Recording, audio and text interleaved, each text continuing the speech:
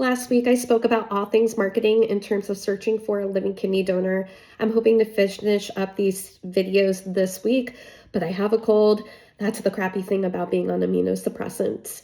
So, anyway, last week I did speak about how to figure out what details you want to put into your campaign and what message, depending on the platform that you're on.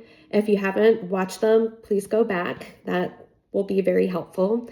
But today I want to talk about how to shape your story. And in job interviewing, there's this framework called SARM, which means situation, action, result, message, or meaning.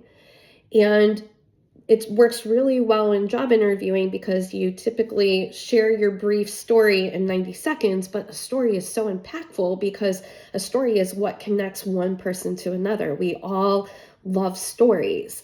So when you're thinking about your story, um, the first thing you'll want to think about was what was the situation? So, how did you develop kidney disease? Might be one way of telling your story.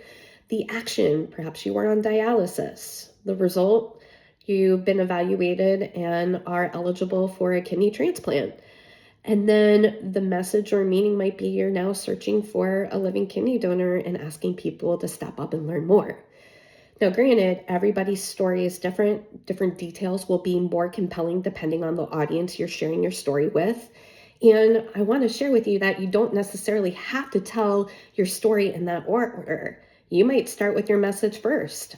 I'm searching for a living kidney donor. And then maybe at the end of your story, you might end your message, learn more at, and then you give your kidney transplant coordinators information.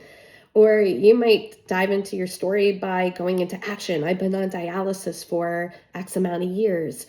There's so many different entry points to sharing your story.